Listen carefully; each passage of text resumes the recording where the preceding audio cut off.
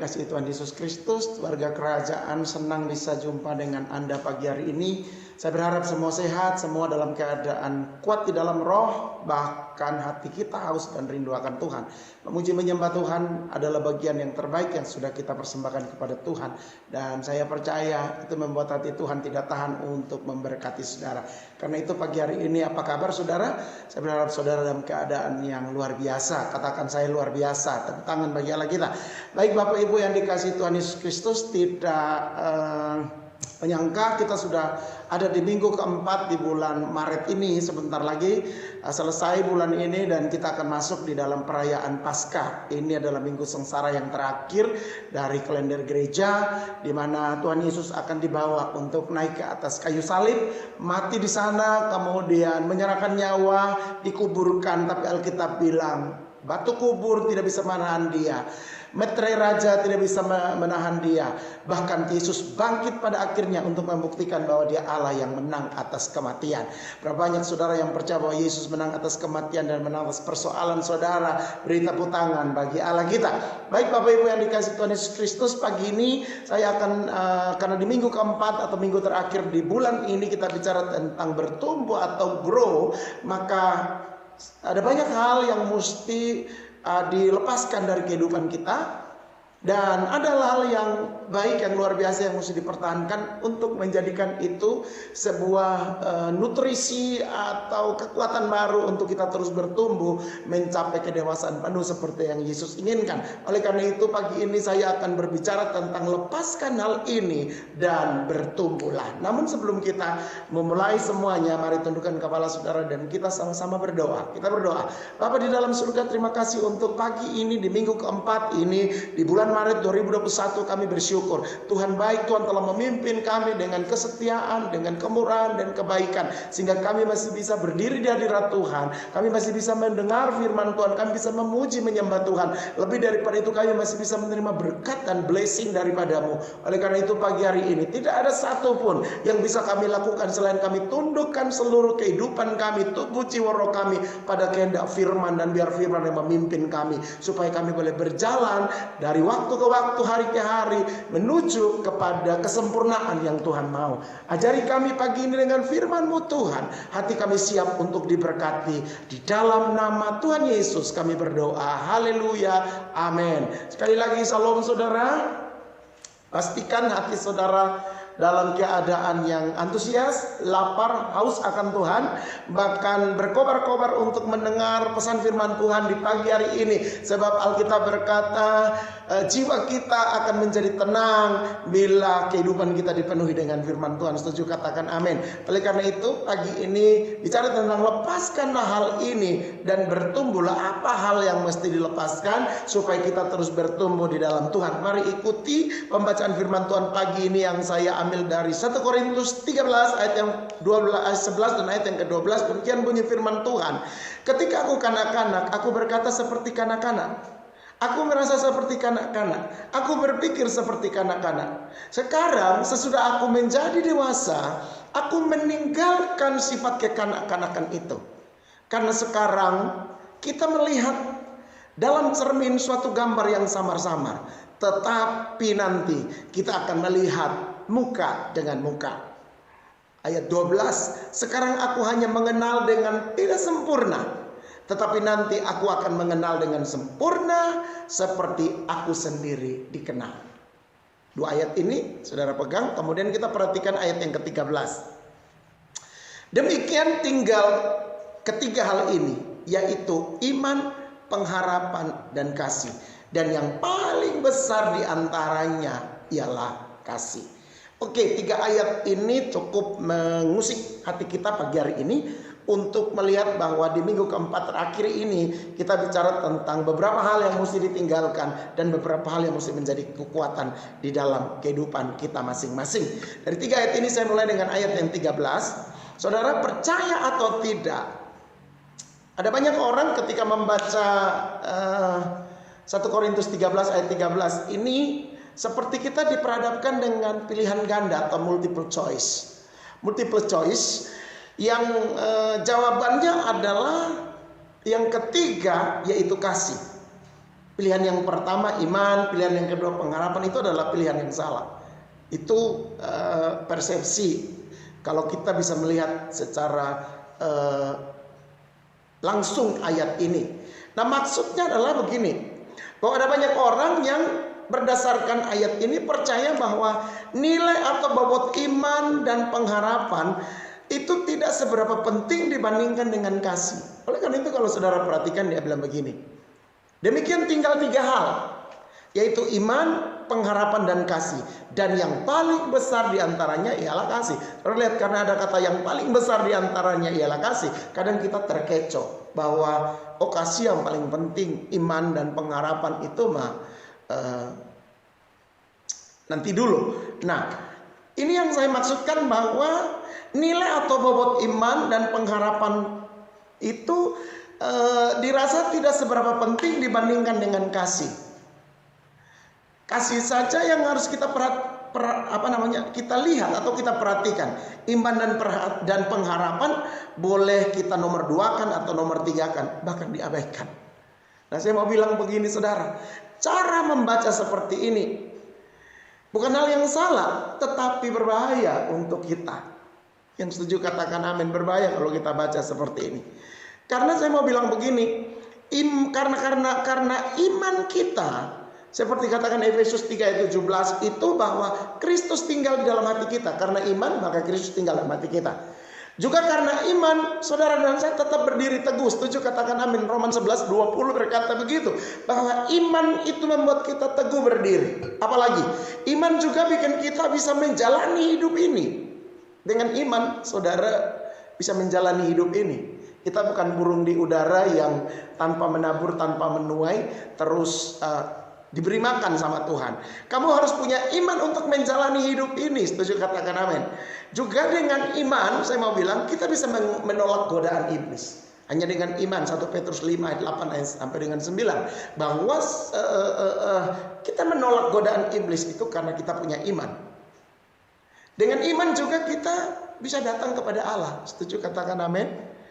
Ibrani 10:22 berkata begitu, bahwa iman itu membawa kita berani mendekat kepada Allah. Dan juga karena iman kita berlomba dengan tekun dalam perjuangan rohani saudara dan saya.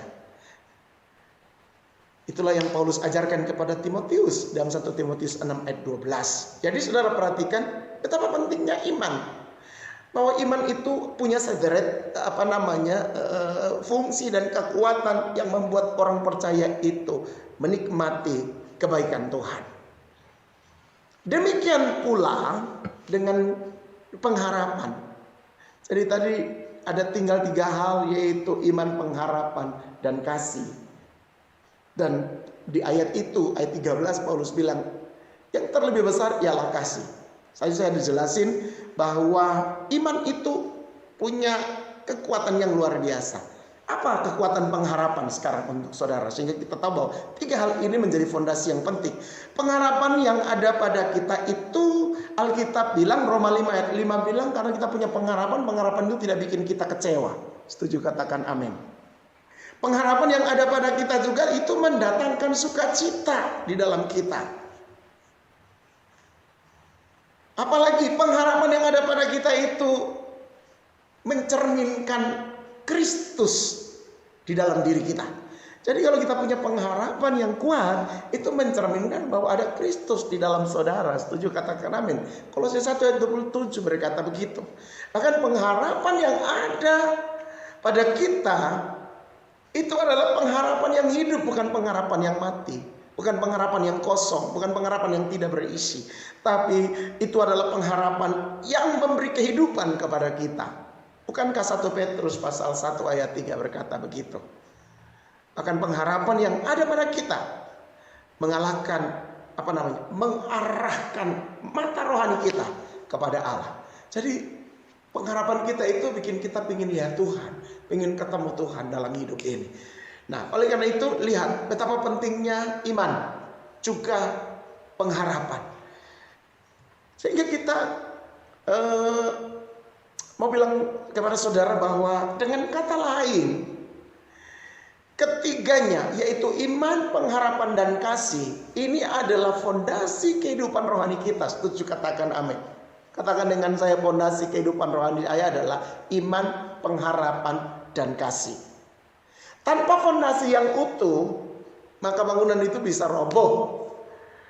Oleh karena itu saudara, 1 Korintus 13 ayat 13 ini saya percaya bahwa Paulus menuliskan ini kepada jemaat Korintus. Ini bermaksud bahwa kasih yang sejati hanya bisa dilahirkan dari iman dan pengharapan yang sejati. Setuju? Katakan amin. Sekali lagi, kasih yang sejati itu lahir atau dilahirkan dari iman dan pengharapan yang sejati pula. Oleh karena itu saya bilang 3 hal ini menjadi fondasi kehidupan Kristen. Ketiganya yaitu iman, pengharapan, dan kasih harus terus saling merangkul, saling mengisi dan saling melengkapi. Seperti yang dikatakan dalam 1 Tesalonika pasal 1 ayat 2 hingga 10 atau 2 Tesalonika 1 hingga ayat 3 sampai ayat yang kelima. Nah, kita tidak bisa berkata karena kita sudah punya iman, maka sekarang fokus kita hanya pada kasih saja. Yang lebih tepat adalah begini. Ketiganya harus terus kita pegang bersama-sama. Setuju? Katakan amin. 3 hal tadi, iman, pengharapan, dan kasih harus kita pegang kuat-kuat. Iman harus terus kita pelihara. Setuju? Katakan amin. Kasih harus terus kita praktekkan. Bahkan pengharapan harus kita perkuat terus. Jadi 3 hal ini penting saudara. Iman harus terus kita pelihara kemurniannya. Kemudian kasih itu harus terus kita praktekkan dalam hidup ini tiap-tiap hari. Dan pengharapan itu harus terus kita perkuat supaya kita terus bisa melihat Tuhan. Setuju? Tepuk tangan bagi Allah kita. Nah, jika demikian saudara, kita udah lihat iman, harap, dan kasih, 3 hal yang menjadi fondasi dalam iman Kristen kita supaya kita terus bertumbuh. Jika demikian, apa yang harus dilepaskan? Berarti 3 hal tadi, iman, pengharapan, dan kasih mesti dipegang teguh, dipupuk, diisi, dan terus tadi saya bilang iman itu harus kita pelihara kemurniannya, kasih itu harus terus dipraktekkan, dan pengharapan itu harus terus diperkuat. Itu 3 hal yang menjadi landasan. Jika demikian, apa yang harus dilepaskan? Oke, sekarang kita kembali dan perhatikan dulu apa yang dikatakan di dalam 1 Korintus 13 ayat 11 hingga ayat yang ke-12. Ketika aku kanak-kanak, aku berkata seperti kanak-kanak. Aku merasa seperti kanak-kanak. Aku berpikir seperti kanak-kanak. Sekarang sesudah aku menjadi dewasa, aku meninggalkan sifat kekanak-kanakan. Garis bawahi, aku meninggalkan sifat kanak-kanak itu. Karena sekarang aku melihat dalam cermin suatu gambar yang samar-samar. Tapi nanti kita akan melihat muka dengan muka. Sekarang aku hanya mengenal dengan tidak sempurna. Tetapi nanti aku akan mengenal dengan sempurna seperti aku sendiri dikenal. Ayat 12 dan 13 ini saudara, luar biasa untuk kita.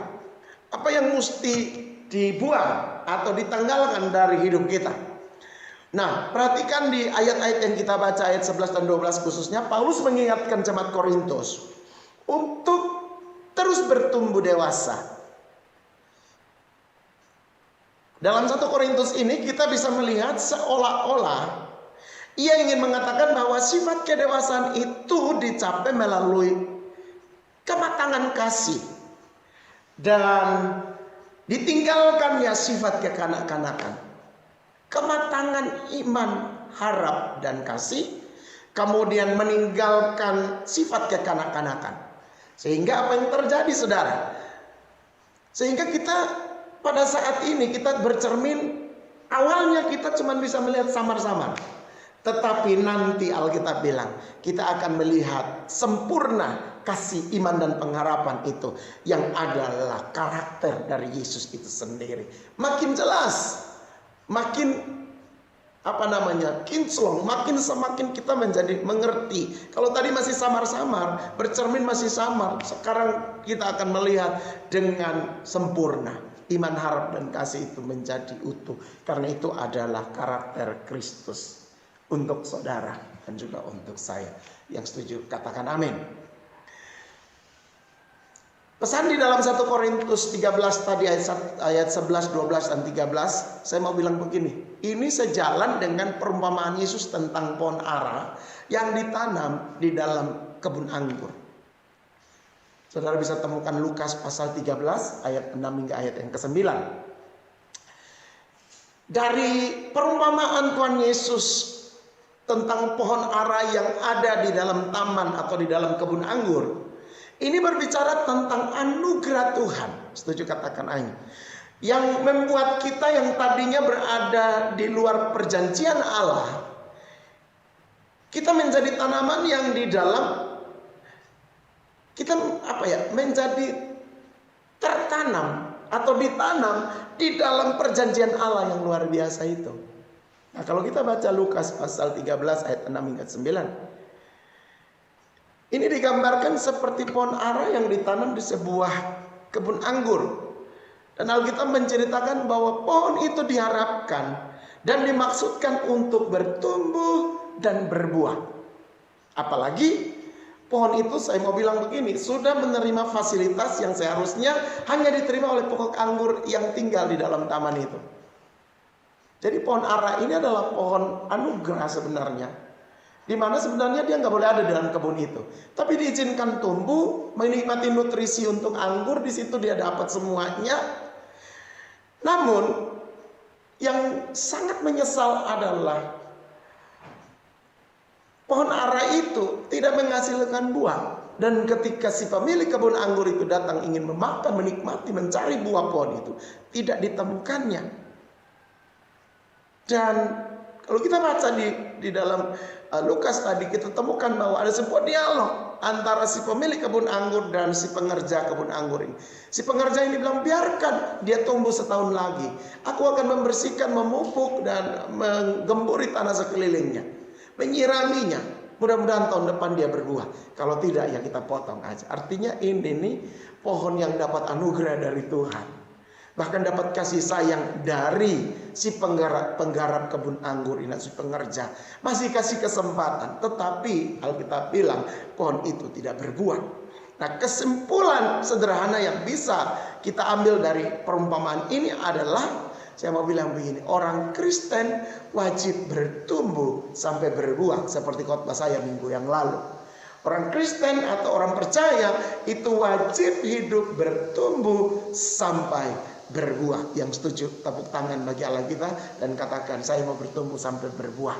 Kasih tahu di samping kiri kananmu, kamu juga harus bertumbuh sampai berbuah. Wow, tepuk tangan bagi Allah kita. Haleluya, haleluya.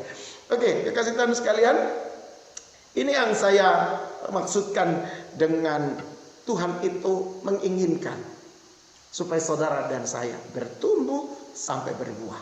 Nah, untuk bertumbuh sampai berbuah, miliki iman, harap dan kasih. Kemudian ayat 11 dan 12 dikatakan, ketika aku menjadi dewasa, aku buang sifat kanak-kanakku, dan aku mulai menjadi pribadi yang makin kuat, makin mengerti, makin menangkap apa yang menjadi kehendak Tuhan yang mesti aku lakukan tiap-tiap hari di dalam hidup ini. Berapa banyak saudara yang mau jadi dewasa di dalam Tuhan? Lambaikan tangan.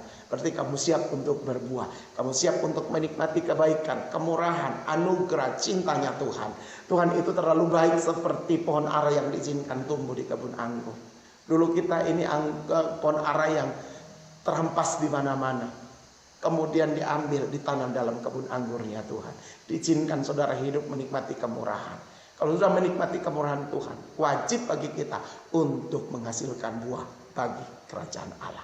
Kekasih Tuhan sekalian, di dalam 1 Korintus 13 ayat 11 dan 12 yang tadi kita baca, dia katakan bahwa ketika aku kanak-kanak, aku berbicara seperti anak-anak, saya bersikap seperti anak-anak, tapi setelah saya dewasa, saya meninggalkan sifat kekanak-kanakan itu dan menjadi orang dewasa.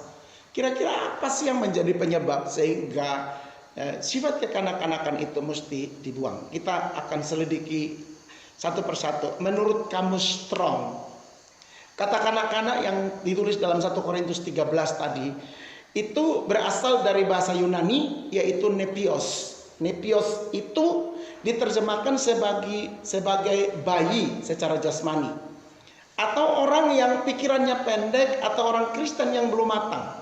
itu kita sebut sebagai nepios. Nepios dari bahasa Yunani. 1 Korintus ini bicara tentang bayi secara jasmani. Ya, tangkap dulu ini kenapa kita mesti meninggalkan kekanak-kanakan, karena nepios itu adalah bayi secara jasmani. Tidak mungkinlah kita yang sudah dewasa, sudah jadi Kristen sekian tahun terus masih kekanak-kanakan. Makanya Paulus mengatakan itu mesti dibuang, karena dari bahasa aslinya, bahasa Yunani dikatakan nepios. Kemudian dari kamus Thayer ini juga menambahkan dengan satu terjemahan yang menarik, yaitu dia tulis di situ nepios atau kekanak-kanakan itu artinya orang yang belum belajar, atau dalam bahasa Inggrisnya entau, dan yang belum terlatih atau unskilled. Jadi dua hal ini, baik itu dari kamus Strong ataupun kamus Thayer, dua-duanya menunjukkan bahwa ini adalah kondisi yang mesti ditinggalkan dan kenakan kedewasaan di dalam kehidupan kita. Oke, kalau tadi kita sudah dapat arti daripada kata kanak-kanak yang artinya nepios. Sekarang apa kata dewasa? Arti kata dewasa di dalam pasal 13 itu juga dari bahasa Yunani, yaitu aner. Sama-sama dengan saya katakan aner. Sama-sama dengan saya katakan nepios. Jadi nepios itu kanak-kanak, aner itu dewasa. Nah, baik kamus Strong ataupun kamus Thayer ini menerjemahkan sebagai orang atau pria dewasa yang diakui kematangannya. Jadi yang dimaksudkan dengan aner ini adalah pria dewasa, orang dewasa yang diakui kematangannya. Nah, kematangan kedewasaan yang dimaksudkan oleh Paulus adalah sebuah kualitas pribadi dewasa yang diakui dan terlihat oleh sesama. Jadi orang yang melihat bahwa oh dia udah dewasa, bukan kita yang melihat oh saya sudah dewasa nih, lihat nih saya sudah dewasa. Wah, itu mah belum. Orang lain yang akan melihat kualitas pribadi kedewasaan itu ada di dalam saya dan juga ada di dalam saudara. Jadi aner ini atau dewasa ini adalah sebuah keadaan orang pria dewasa yang diakui kematangannya. Pastikan engkau punya kematangan itu diakui oleh banyak orang, diakui oleh orang lain. Kekasih Tuhan sekalian, Paulus mengajarkan agar kita meninggalkan sifat kanak-kanak dan menjadi dewasa. Tinggalkan sifat nepios dan memiliki sifat aner. Setuju? Katakan amin. Ini yang tadi saya pertanyakan, apa yang mesti dibuang? Nepiosnya yang mesti dibuang, sifat kanak-kanaknya yang mesti dibuang. Kemudian kenakan aner, sifat orang dewasa. Nah, sifat nepios atau sifat anak-anak itu terlihat dari mana, saudara? Terlihat dari mana? Saya mau tunjukkan. Itu terlihat daripada cara berkata-kata, atau yang bahasa Yunani disebut laleo, cara berkata-kata. Jadi kita akan melihat nepios itu dari cara berkata-kata atau laleo. Apalagi? Dilihat dari mana lagi? Dilihat dari bagaimana cara orang itu merasakan. Atau bahasa Yunaninya proneo. Jadi ada laneo, ada proneo. Laneo itu kata-kata, proneo itu adalah sebuah perasaan atau cara merasakan. Dan juga logisomai atau cara berpikir. Jadi untuk bisa mendeteksi nepios atau aner, maka lihatlah bagaimana cara dia berkata-kata, cara dia merasakan, cara dia berpikir. Dan mudah-mudahan ini menjadi 3 indikator untuk membuat kita mudah terlihat di dalam kehidupan keseharian kita. Jadi pastikan kata-kata kita tidak kosong berisi.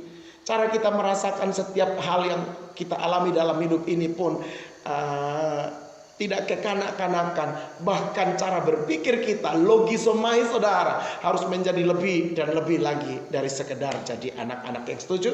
Tepuk tangan bagi Allah kita. Nah, 3 indikator ini mesti dimiliki oleh saudara dan saya untuk menunjukkan kedewasaan kita. Cara berkata-kata atau laleo ini adalah indikator yang pertama. Kekasih Tuhan sekalian, saya mau bilang begini, dari kata-kata yang sering kita ucapkan atau perdengarkan, itu akan menyimpulkan kepentingan utama seseorang di setiap percakapan. Betul apa tidak, saudara? Dari kata-kata yang diucapkan atau yang didengarkan ini menyimpulkan kepentingan untuk seseorang di setiap percakapan. Bagaimana kita bikin pemilihan kata dan kalimat, tingkat kematangan menyampaikan nada dan intonasi mungkin, serta perlakuan terhadap lawan bicara kita. Karena percakapan itu menjadi media untuk menilai dan mendalami pribadi seseorang. Setuju, katakan amin. Bukankah menarik, saudara, bila kita membandingkan dengan hasil survei bahwa salah satu masalah terbesar dalam hidup adalah komunikasi. Nah, oleh karena itu perhatikan baik-baik kata-kata yang Alkitab bilang, hendaklah kata-katamu jangan kosong. Hendaklah kata-katamu itu menghibur, menguatkan, dan membangun orang lain. Hendaklah kata-katamu itu berisi pujian, berisi semua yang baik, yang sedap didengar, yang disebut kebajikan. Itu yang dipikirkan dan diucapkan di dalam kata-kata kita. Laleo, saudara, atau kata-kata kita akan menunjukkan dewasa atau tidaknya kita. Tadi saya bilang kita mesti buang sifat kekanak-kanakan dan menjadi dewasa di dalam cara berkata-kata. Indikator yang kedua, saudara perhatikan, adalah bagaimana cara kita merasakan atau proneo tadi. Proneo ini memiliki arti sebagai cara merasa atau cara kita mengerti, memahami, menyerap dan menangkap sesuatu yang disampaikan. Jadi proneo ini berbicara tentang kedewasaan, kita bisa mengerti, memahami, menyerap dan menangkap sesuatu yang kita dengar, kita tangkap. Nah, hal ini amat ditentukan oleh wawasan yang dimiliki. Bagaimana kita meresponi orang, memahami orang, menyerap perkataannya, menangkap sesuatu, ini ditentukan oleh wawasan yang dimiliki oleh orang tersebut. Sehingga saya mau bilang, gambar diri orang Kristen itu dan informasi yang dia terima atau dia tangkap di dalam kematangan emosionalnya. Bagaimana kita bisa dewasa di dalam emosi kita untuk mengontrol semuanya. Apa yang orang percaya lakukan dalam ketidakadilan misalnya. Bagaimana menghadapi tekanan misalnya. Apa perlu menghadapi sebuah konflik dan kapan menghindarinya. Ini semua tentu perlu sebuah manajemen batin yang mesti dikelola demikian. Juga mampukah membedakan hal yang dihadapi itu tekanan atau dorongan. Ini hal-hal yang berhubungan dengan proneo atau perasaan, cara kita merasakan. Oleh karena itu perhatikan baik-baik kekasih Tuhan sekalian, cara kita merasakan, tadi cara kita berkata-kata, ini cara kita merasakan. Ini dua hal yang jadi indikator pertama yang mesti dibenahi oleh kita, dibenahi oleh saya dan saudara, supaya dengan kita tampilkan hidup ini, orang akan melihat, oh dia dewasa, oh dia kanak-kanak, oh dia masih kanak-kanakan, oh dia dewasa. Jadi dua hal indikator yang pertama ini akan membuat saudara dan saya lihat bahwa seperti itulah Allah dalam diri saudara dan juga dalam diri saya. Indikator yang ketiga, ini juga penting, tentunya adalah logosomai. Logosomai itu adalah cara berpikir. Logosomai ini memiliki arti sebagai cara berpikir. Itu nampak lewat kata-kata, keputusan, sikap, dan tindakan. Baik saya ataupun saudara semua. Jadi logisomai ini adalah cara berpikir yang dewasa. Apa respon orang percaya bila dalam tekanan atau masalah? Bagaimana cara dia bertindak atau melangkah? Bagaimana etika dalam tindakannya? Bagaimana dia menjaga agar tindakannya itu tidak merugikan orang lain dan lain sebagainya. Ini ada sebuah implikasi dari logosomai atau cara berpikir. Nah, dari cara berpikir ini kita mesti membangun sebuah struktur cara berpikir sehingga sistematis, kemudian logis, apalagi dapat dimengerti dengan mudah oleh orang lain. Sehingga kita orang bisa meresponi apa yang kita ucapkan, kita sampaikan, baik itu pendapat apapun, sehingga kita tidak dianggap sebagai kanak-kanak. Nah, oleh karena itu mampu bertindak dalam hidup itu adalah satu hal. Setuju, katakan amin. Mampu bertindak dalam hidup ini adalah satu hal. Tetapi bertindak tanpa merugikan orang lain, ini ada hal yang lain lagi. Nah, keseluruhan tindakan seseorang itu akan menunjukkan pikiran orang tersebut. Oleh karena itu saya mau bilang menarik untuk kita cermati pagi hari ini. Bahwa ada begitu banyak orang yang dikira dewasa, tapi berkata-kata, cara merasakan, cara berpikirnya itu tidak menampakkan dia adalah dewasa di dalam rohani. Nah, oleh karena itu inilah hal-hal yang mesti kita pikirkan hari ini. Membuang kekanak-kanakan. Kenapa dia bilang membuang kekanak-kanakan? Karena kekanak-kanakan itu tidak memiliki cara berbicara, cara merasakan, dan cara berpikir yang logis seperti orang dewasa. Oleh karena itu jika kita mau bertumbuh menjadi dewasa, kita mesti terus melatih diri. Setuju, katakan amin. Kita terus membangun cara berkata-kata, membangun cara kita merasakan, membangun cara kita berpikir, sehingga itu menunjukkan jati diri saudara dan jati diri saya, dikenal, dimengerti, dan dipahami bahwa kita bukan lagi anak-anak, tapi kita adalah orang dewasa yang setuju. Tepuk tangan bagi Allah kita. Oleh karena itu saya mau bilang, memahami ketiga indikator yang tadi saya sebutkan ini adalah menjadi objek pembentukan. Ditambah dengan pemahaman bahwa Tuhan mau untuk semua orang Kristen menjadi dewasa secara rohani dan jiwani. Maka tidaklah heran bila Paulus dalam surat kepada jemaat di Roma, dia mengatakan bahwa Allah memakai segala sesuatu untuk mendatangkan kebaikan, yaitu perubahan karakter menjadi sama seperti Yesus Kristus Tuhan. Setuju, katakan amin. Roma 8 ayat 28-29, bahwa Allah turut bekerja dalam segala perkara untuk mendatangkan kebaikan bagi saudara dan saya yang mengasihi dan terpanggil dan mengasihi Dia. Nah, kiranya pagi hari ini Roma 8 ayat 28 ini menjadi cara Tuhan untuk membawa kita di dalam pembentukan menjadi dewasa. Allah pakai semua indikator untuk membentuk kita menjadi dewasa dan terus bertumbuh di dalam Tuhan, terus menjadi hal yang luar biasa. Oleh karena itu semua hal, baik itu orang percaya, suka atau tidak suka, dihadirkan dan digunakan Allah untuk proses perubahan dari nepios tadi menjadi aner. Jadi untuk berubah dari anak-anak menjadi dewasa, dari nepios menjadi aner, maka Tuhan pakai caranya berbagai hal untuk membuat saudara masuk dalam proses perubahan dan menjadi dewasa. Menjadi dewasa. Tentu kita akan belajar terus, untuk kita memahami dan mengerti akan maksud dan kehendak Tuhan di dalam hidup ini.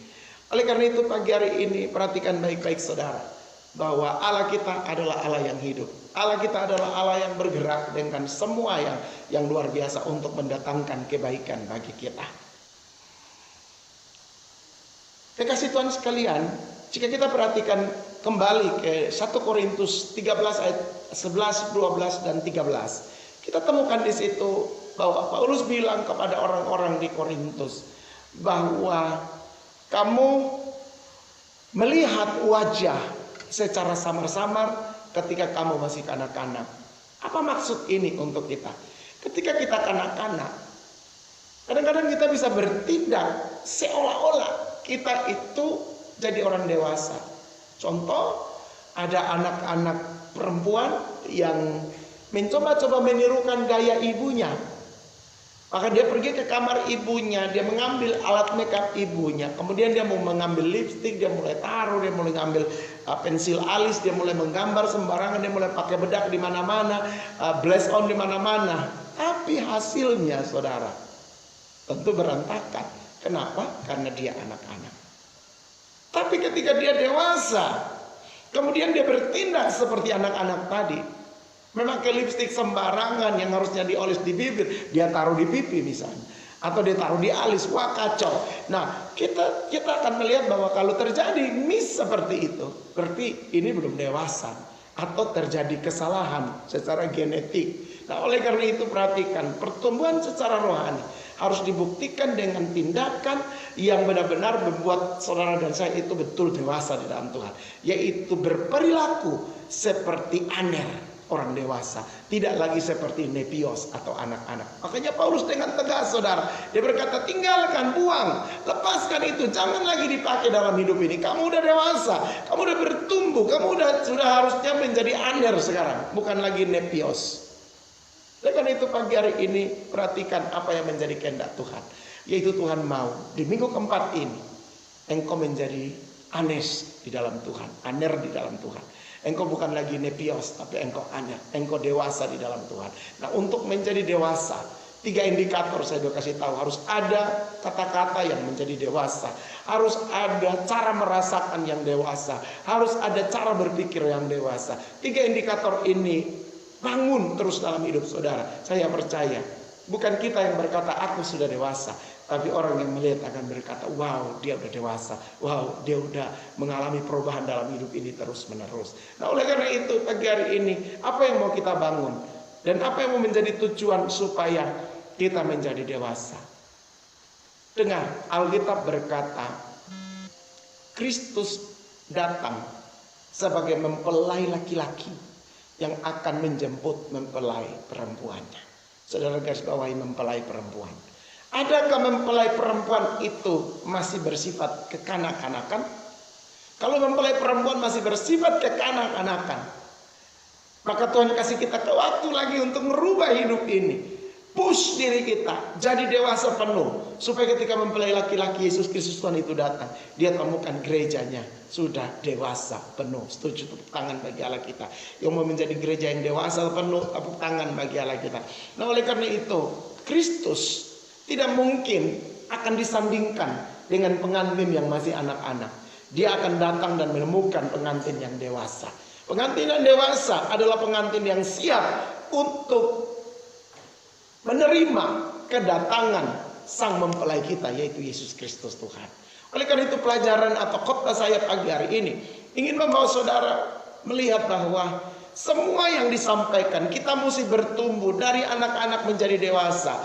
Itu cuma satu tujuannya, yaitu gereja Tuhan dipersiapkan untuk menjemput atau menerima kedatangan Tuhan sebagai mempelai laki-laki kita. Sebagai mempelai Kristus, kita wajib mendandani hidup rohani kita dengan cara yang Tuhan mau. Tadi saya beri 3 indikator, yaitu cara berkata-kata, cara merasakan, dan juga cara berpikir. Ini mesti dibangun dalam sebuah karakter dewasa. Sebab jika tidak demikian, maka apapun yang ada dalam hidup ini akan terlihat seperti saudara dan saya tidak punya bangunan yang kokoh. Kemudian balik lagi ke ayat yang ke-13 tadi, miliki 3 hal, yaitu iman, pengharapan, dan kasih. Iman dan pengharapan dan kasih ini merupakan dasar landasan yang kuat untuk saudara dan saya. Pegang itu dan dasari hidupmu di situ. Kamu punya iman, harap, dan kasih, maka kamu akan membangun cara berkata-katamu dengan beriman, dengan berpengharapan, dengan memiliki kasih yang penuh. Demikian juga kita membangun iman dan harap dan kasih sebagai dasar daripada pengharapan kita. Kita punya harapan pada iman, pada pengharapan, dan juga pada kasih. Demikian juga cara berpikir kita menunjukkan bahwa kita memiliki iman. Kita punya pengharapan yang tidak goyah. Bahkan kita punya kasih yang dipraktekkan tiap-tiap hari dalam hidup ini. Oleh karena itu mari kita kasih Tuhan sekalian, apa yang disampaikan oleh Rasul Paulus untuk jemaat Korintus ini menjadi bagian penting bagi saudara dan saya. Kita akan terus belajar untuk bertumbuh di dalam Tuhan. Sampai kapan? Sampai Tuhan datang. Kita terus jaga diri kita menjadi pribadi yang dewasa. Sampai kapan kita bertumbuh terus bertumbuh sampai Tuhan datang. Sebab mempelai laki-laki datang, tidak ada orang yang tahu, anak pun tidak, hanya Bapa, kata Alkitab. Oleh karena itu, betapa pentingnya kita bersiap siaga, berjaga-jaga sampai Tuhan datang dan dia ketemu saudara dan saya sudah siap untuk menjadi mempelainya nanti. Tuhan Yesus memberkati saudara. Oke, kekasih Tuhan sekalian, tundukkan kepala saudara. Mari renungkan apa yang disampaikan untuk saudara pada pagi hari ini. Bagaimana kita mesti meninggalkan nepios dan menjadi aner. Kita mesti berdiri kuat menjadi dewasa penuh di dalam Tuhan.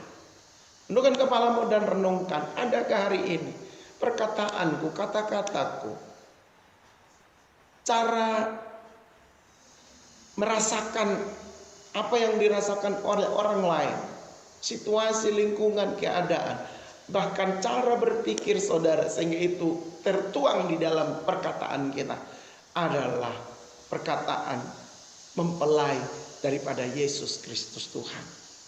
Jika kita masih kekanak-kanakan, maka mari katakan kepada Tuhan, bantu saya Tuhan untuk saya lepaskan sifat kanak-kanak itu. Dan aku mau kenakan sifat dewasa, yaitu pribadi yang layak untuk dipersandingkan dengan Tuhan Yesus sebagai mempelai laki-laki dari surga. Bapa, kami bersyukur untuk pagi hari ini. Sekiranya firman-Mu menjangkau dan menjamah hati setiap kami. Apa yang hamba sampaikan terbatas, tapi ketika Tuhan yang berbicara itu dalam dan luas dan lebar, yang akan membuat kami memahami lebih dalam lagi apa yang menjadi kehendak Tuhan. Mungkin hari ini kami belum menampakkan kedewasaan. Kami dalam masa transisi atau peralihan. Kami masih terus belajar untuk menjadi dewasa. Dalam kekurangan-kekurangan dan kelemahan kami minta Roh Kudus tolong kami. Roh Kudus pegang tangan kami, ajari kami, bawa kami ke tahap-tahap yang lebih lagi. Supaya kalau Engkau datang sebagai mempelai laki-laki, kami gerejamu, kami umatmu sudah siap untuk dipersandingkan dengan pengantin laki-laki Yesus Kristus Tuhan. Bapak, terima kasih untuk pagi hari ini. Terima kasih untuk firman-Mu. Meteraikan itu di hati kami masing-masing. Waktu kami duduk, berjalan, tidur sekalipun, firman ini menjadi perenungan kami, supaya kami terus bertumbuh di dalam Tuhan.